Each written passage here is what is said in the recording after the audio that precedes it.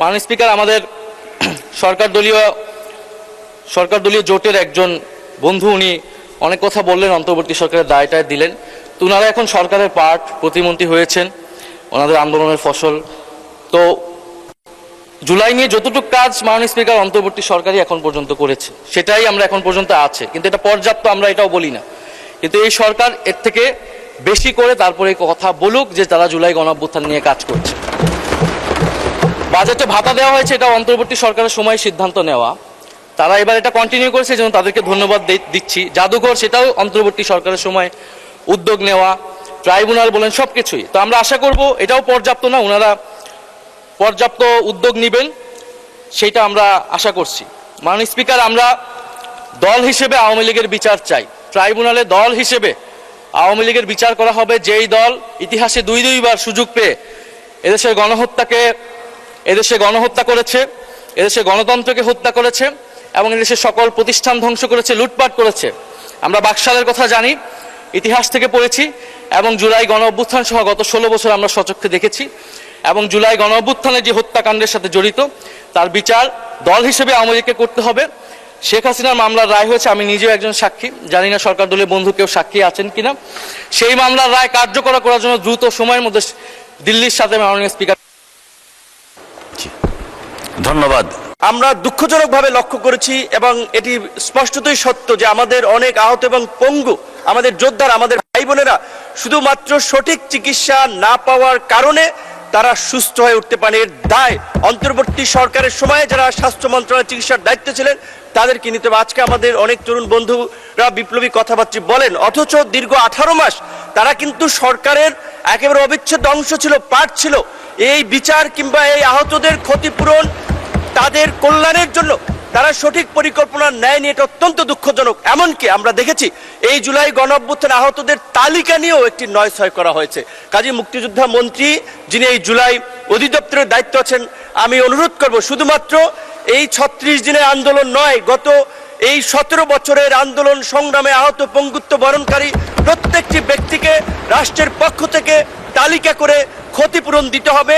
এবং আওয়ামী লীগের প্রশ্নে, বাংলাদেশের পররাষ্ট্রনীতির প্রশ্নে বাংলাদেশের সাথে ভারতের সম্পর্ক কি হবে, এই বিষয়ে সরকারি দল এবং বিরোধী দলের একটি নীতিগত সমঝোতা রাষ্ট্রের স্বার্থে প্রয়োজন।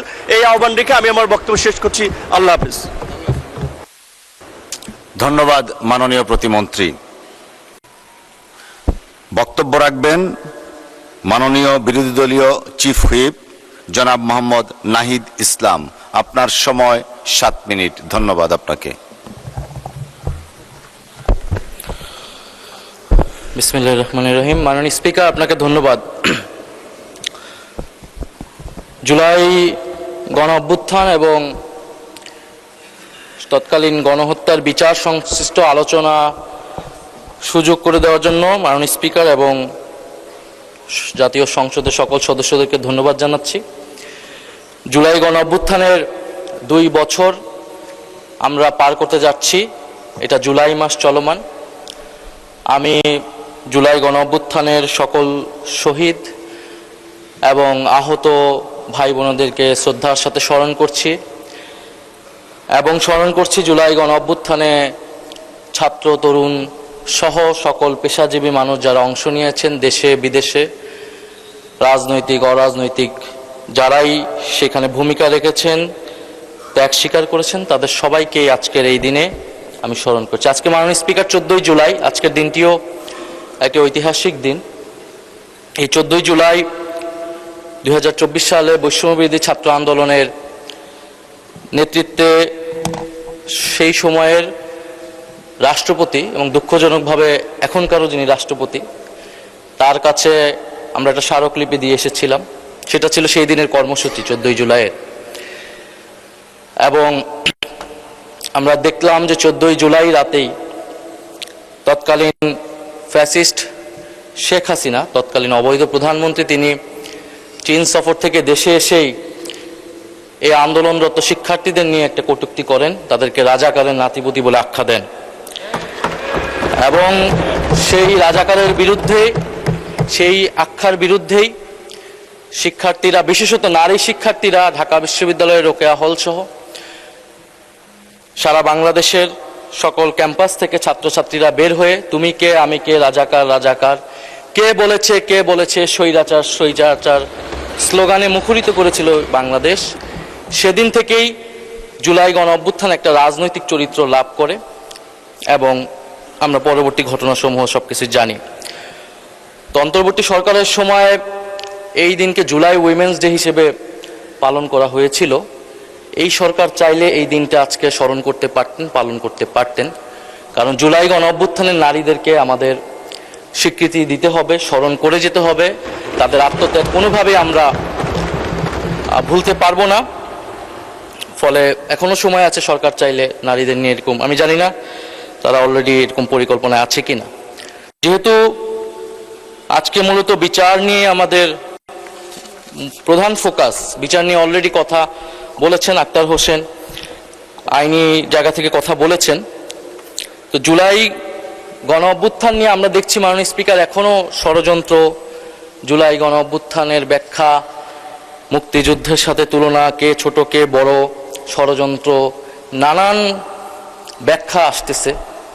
এবং ফ্যাসিস্ট আওয়ামী লীগ এবং ভারতীয় মিডিয়া এই জুলাই গণ অভ্যুত্থানকে শুরু থেকেই ডিফেমিং করে গিয়েছিল, বিরুদ্ধ অবস্থান নিয়েছিল। কিন্তু মাননীয় স্পিকার দুঃখ লাগে যখন জুলাই গণ অভ্যুত্থানে আমাদের শরিক বা প্রধান স্টেক হোল্ডারও যদি বলি, রাজনৈতিক দল হিসেবে বিএনপি এবং এই সংসদে উপস্থিত আছেন তাদের সরকার দলীয় কিছু কিছু এমপি এই গণ অভ্যুত্থানের বিরুদ্ধে কথা বলছে। জুলাই গণ অভ্যুত্থান কি ডিজাইন ছিল না ষড়যন্ত্র ছিল মাননীয় স্পিকার ওনারা জানেন না। ওনারা জানেন না কে কিভাবে আন্দোলনে এসেছিল, কে কখন মারা গিয়েছে, স্নাইপার ছিল কি ছিল না, ওনারা জানেন না। তো মাননীয় স্পিকার, তো যারা জানেন, যারা মাঠে ছিল তাদের থেকে জেনে নিতে পারেন উনি, কিন্তু এই ধরনের বক্তব্যের আমরা কঠোর নিন্দা এবং প্রতিবাদ জানাই। মাননীয় স্পিকার, আমরা আরো দেখি এই সরকার দলের বিএনপির সংসদ সদস্য যিনি জুলাই গণ অভ্যুত্থানে যারা মারা গিয়েছেন এবং তাদের সাথে পুলিশি হত্যাকাণ্ডের তুলনা করছেন। এই বয়ানটা আওয়ামী লীগের বয়ান এবং পুলিশের হত্যাকাণ্ড এটা নাকি হাজার ছাড়িয়ে যাবে, হাজারে প্রকাশ করতে হবে, এই ধরনের কথা তিনি টকশোতে গিয়ে বলে বেড়াচ্ছেন। আমরা মুজিব বাহিনীর মুক্তিযোদ্ধাদের ইতিহাস জানি, সেই গল্প আজকে বলবো না মাননীয় স্পিকার। তো কথায় কথায় মুক্তিযুদ্ধকে বিকৃত করা, মুক্তিযুদ্ধের সাথে জুলাই গণ অভ্যুত্থানকে তুলনা করার ষড়যন্ত্র এবং রাজনীতি মাননীয় স্পিকার আমরা কিন্তু ঠিকমতোই বুঝি। মাননীয় স্পিকার, মামলা বাণিজ্য 1499টা মামলা হয়েছে প্রথম আলো একটা রিপোর্টের অনুসারে 5ই আগস্টের পরে। এর মধ্যে প্রথম আলো 40টি মামলা খতিয়ে দেখেছে প্রথম আলোর একটা অনুসন্ধানী রিপোর্টে। মামলার বাদীদের 14 জন বিএনপির সাথে জড়িত। 21টি মামলার হওয়ার আগে পরে কোনো না কোনো আসামির কাছ থেকে অর্থ দাবি, অর্থ লেনদেনের অভিযোগ পাওয়া গিয়েছে। বাকি 19 মামলায় রাজনৈতিক, ব্যবসায়িক, পেশাগত, পারিবারিক দ্বন্দ্ব থেকে অনেককে আসামি করা হয়েছে বলে অভিযোগ করেছেন ভুক্তভোগী ব্যক্তি ও তাদের স্বজনরা। আমার কাছে নামগুলোও আছে, অনেকগুলো রিপোর্ট এসেছে বিএনপির কারা কারা তৃণমূলে এই অনেকগুলো ভুয়া মামলা করেছে, যে মামলায় যে আসল আসামি, যে গণহত্যাকারী তার নামও আছে, আবার একজন সাধারণ ব্যবসায়ী বা ব্যক্তিগত দ্বন্দ্ব আছে তার নামও আছে। এমনকি বিএনপির অনেক নেতাকর্মীরও নাম আছে, তার অন্য পক্ষ হলে, অন্য কোরাম হলে তাদের নামও সেই মামলায় ঢুকিয়ে দেওয়া হয়েছে। এই হচ্ছে মাননীয় স্পিকার মামলার সারা দেশে যে সাধারণ মামলাগুলো, এবং অন্তর্বর্তী সরকারের সময় স্বরাষ্ট্র মন্ত্রণালয় থেকে উদ্যোগ নেওয়া হয়েছিল এই মামলাগুলোকে স্ক্রুটিনি করা। স্বরাষ্ট্রমন্ত্রী ভালো বলতে পারবেন এখন কি অবস্থায় আছেন। তারপরে মাননীয় স্পিকার আইসিটির ট্রাইব্যুনাল, তো ট্রাইব্যুনালের চিফ প্রসিকিউটর ওনারা সরিয়ে দিলেন, ওনারা ক্ষমতায় এসে কেন সরিয়ে দিলেন এর কোনো ব্যাখ্যা আমরা ওনাদের কাছ থেকে পাইনি। তা আমরা আশা করেছি যে উনি সরিয়ে দিয়েছেন ওনারা, যে এই কাজ, মামলার কাজ যাতে দ্রুততার সাথে এগোয়, আরো দক্ষতার সাথে যাতে ওনারা বিচারগুলো করতে পারেন। মাননীয় স্পিকার একটু সময় বাড়িয়ে দিবেন। মাননীয় স্পিকার, এই সরকার গঠিত হওয়ার পর কিছু রায় এসেছে, কিন্তু এই রায়গুলা, এই মামলার সব প্রসিডিওর আগের প্রসিকিউশন টিমই সম্পন্ন করে গিয়েছে। নতুন করে 3টি মামলার অভিযোগ গঠন করা হয়েছে, যার সবগুলো প্রসিকিউশন তদন্ত, আগের প্রসিকিউশন তদন্ত সম্পন্ন করেছে। আমার জানা মতে নতুন করে কোনো মামলার তদন্ত প্রক্রিয়া বর্তমান প্রসিকিউশন আগাতে পারেননি। মাননীয় আইনমন্ত্রী হয়তো ভালো আমাদেরকে সঠিক তথ্যটা দিতে পারবেন, আমি যদি ভুল হয়ে থাকে আমি খুশি হব যদি দ্রুততার সাথে আগায়, এটা আমাদের সকলের জন্যই সুখবর থাকবে। মাননীয় স্পিকার, যদি জি, আপনাকে আর 2 মিনিট বাড়িয়ে দেওয়া হলো, ধন্যবাদ। মাননীয় স্পিকার, আমাদের একজন সংসদ সদস্য বলেছেন বিরোধী দলীয় যে এই ট্রাইব্যুনাল দিয়ে বিচার সম্পন্ন করতে হলে দক্ষ বিচারক লাগবে, ট্রাইব্যুনাল বাড়াতে হবে। অন্তর্বর্তী সরকারের বাস্তবতা আমরা জানি, সেই সময় অনেক ধরনের চাপ ছিল, সরকারের সময় নির্ধারিত ছিল না, কিন্তু এই সরকার তো 5 বছরের জন্য নির্বাচিত সরকার। ট্রাইব্যুনাল নিয়ে তাদের পরিকল্পনা কি? এই ট্রাইব্যুনাল দিয়ে এই বিচার প্রক্রিয়া সঠিকভাবে সম্পন্ন করা যাবে না সঠিক সময়ের মধ্যে। ফলে প্রসিকিউশন টিমে দক্ষ আইনজীবী নিয়োগ এবং ট্রাইব্যুনাল বাড়ানো নিয়ে সরকারের কি পরিকল্পনা আমরা জানতে চাই। মাননীয় স্পিকার, আমাদের সরকার দলীয় জোটের একজন বন্ধু, উনি অনেক কথা বললেন, অন্তর্বর্তী সরকারের দায়টায় দিলেন। তো ওনারা এখন সরকারের পার্ট, প্রতিমন্ত্রী হয়েছেন, ওনাদের আন্দোলনের ফসল। তো জুলাই নিয়ে যতটুকু কাজ মাননীয় স্পিকার অন্তর্বর্তী সরকারই এখন পর্যন্ত করেছে, সেটাই আমরা এখন পর্যন্ত আছে, কিন্তু এটা পর্যাপ্ত আমরা এটাও বলি না। কিন্তু এই সরকার এর থেকে বেশি করে তারপরে কথা বলুক যে তারা জুলাই গণঅভ্যুত্থান নিয়ে কাজ করছে। বাজেটে ভাতা দেওয়া হয়েছে, এটা অন্তর্বর্তী সরকারের সময় সিদ্ধান্ত নেওয়া, তারা এবার এটা কন্টিনিউ করেছে, যেমন তাদেরকে ধন্যবাদ দিচ্ছি। জাদুঘর, সেটাও অন্তর্বর্তী সরকারের সময় উদ্যোগ নেওয়া, ট্রাইব্যুনাল বলেন, সবকিছুই। তো আমরা আশা করব এটাও পর্যাপ্ত না, ওনারা পর্যাপ্ত উদ্যোগ নেবেন, সেটা আমরা আশা করছি। মাননীয় স্পিকার, আমরা দল হিসেবে আওয়ামী লীগের বিচার চাই। ট্রাইব্যুনালে দল হিসেবে আওয়ামী লীগের বিচার করা হবে, যেই দল ইতিহাসে দুইবার সুযোগ পেয়ে এদেশে গণহত্যা করেছে, এদেশে গণতন্ত্রকে হত্যা করেছে এবং এদেশের সকল প্রতিষ্ঠান ধ্বংস করেছে, লুটপাট করেছে। আমরা বাকশালের কথা জানি, ইতিহাস থেকে পড়েছি, এবং জুলাই গণঅভ্যুত্থান সহ গত 16 বছর আমরা সচক্ষে দেখেছি। এবং জুলাই গণঅভ্যুত্থানের যে হত্যাকাণ্ডের সাথে জড়িত, তার বিচার দল হিসেবে আওয়ামী লীগকে করতে হবে। শেখ হাসিনার মামলার রায় হয়েছে, আমি নিজেও একজন সাক্ষী, জানি না সরকার দলের বন্ধু কেউ সাক্ষী আছেন কিনা। সেই মামলার রায় কার্যকর করার জন্য দ্রুত সময়ের মধ্যে দিল্লির সাথে মাননীয় স্পিকার।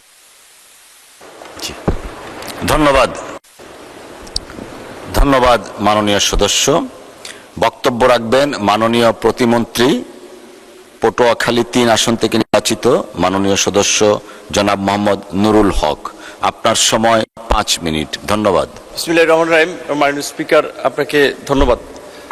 আপনার মাধ্যমে মাননীয় সংসদ সদস্য আক্তার হোসেনকেও ধন্যবাদ, তিনি বিষয়টি আজকের সংসদের সকলের দৃষ্টিতে এনেছেন। আমরা সকলেই একথা সংসদের শুরু থেকেই বলে আসছি, স্বীকার করে আসছি যে দীর্ঘ 17 বছরের ধারাবাহিক আন্দোলন সংগ্রামের মাধ্যমে এই জুলাইয়ের ঐতিহাসিক গণ অভ্যুত্থান এবং যেই গণ অভ্যুত্থান পরবর্তী আজকের এই সংসদের অনেক দায় আছে দেশের প্রতি এবং বিশেষ করে তরুণ প্রজন্মের প্রতি। আমাদের কিছুক্ষণ পূর্বেই একজন মাননীয় সংসদ সদস্য, একজন শহীদের মা, তিনিও বলেছেন তিনি প্রতিনিয়তই সন্তান হারানোর ব্যথায় তিনি নিমজ্জিত থাকেন। এবং আমাদের এই সংসদের মাননীয় প্রধানমন্ত্রী থেকে বিরোধী দলীয় নেতা, প্রত্যেকটি সংসদ সদস্যই এই গত 17 বছরের এই ফ্যাসিবাদী দুঃশাসনের একেবারেই প্রত্যক্ষদর্শী।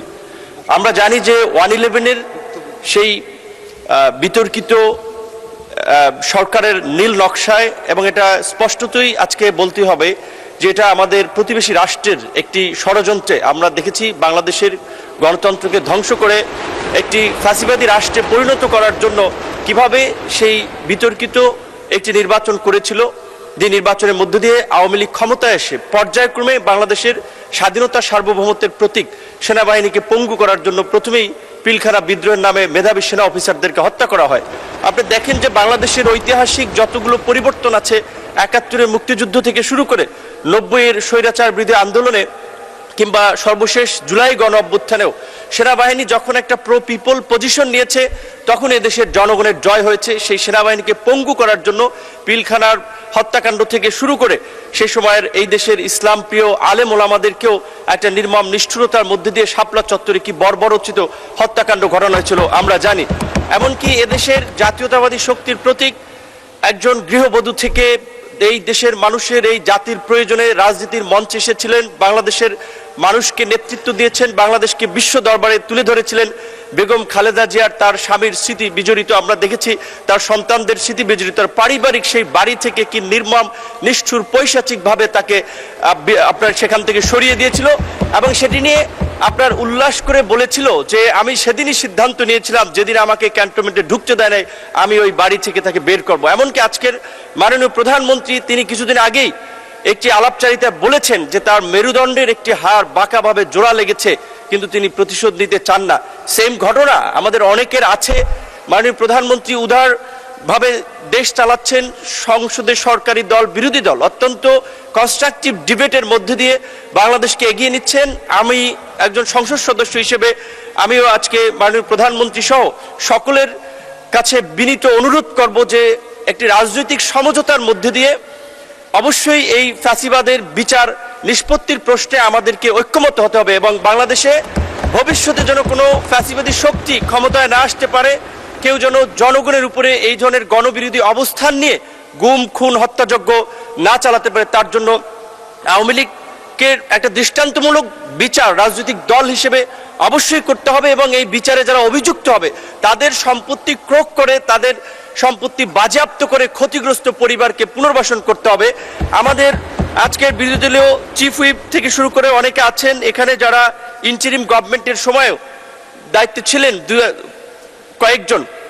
আমরা দুঃখজনকভাবে লক্ষ্য করেছি এবং এটি স্পষ্টতই সত্য যে আমাদের অনেক আহত এবং পঙ্গু আমাদের যোদ্ধারা, আমাদের ভাই বোনেরা শুধুমাত্র সঠিক চিকিৎসা না পাওয়ার কারণে তারা সুস্থ হয়ে উঠতে পারে। এর দায় অন্তর্বর্তী সরকারের সময়ে যারা স্বাস্থ্য মন্ত্রণালয়ের চিকিৎসার দায়িত্বে ছিলেন তাদেরকে নিতে হবে। আজকে আমাদের অনেক তরুণ বন্ধুরা বিপ্লবী কথাবার্তা বলেন, অথচ দীর্ঘ 18 মাস তারা কিন্তু সরকারের একেবারে অবিচ্ছেদ্য অংশ ছিল, পার্ট ছিল।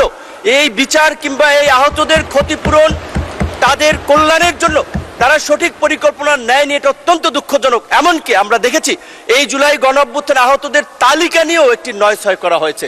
কাজী মুক্তিযোদ্ধা মন্ত্রী যিনি এই জুলাই অধিদপ্তরের দায়িত্ব আছেন, আমি অনুরোধ করব শুধুমাত্র এই 36 দিনের আন্দোলন নয়, গত এই 17 বছরের আন্দোলন সংগ্রামে আহত পঙ্গুত্ব বরণকারী প্রত্যেকটি ব্যক্তিকে রাষ্ট্রের পক্ষ থেকে তালিকা করে ক্ষতিপূরণ দিতে হবে এবং আওয়ামী লীগের প্রশ্নে, বাংলাদেশের পররাষ্ট্রনীতির প্রশ্নে বাংলাদেশের সাথে ভারতের সম্পর্ক কি হবে, এই বিষয়ে সরকারি দল এবং বিরোধী দলের একটি নীতিগত সমঝোতা রাষ্ট্রের স্বার্থে প্রয়োজন।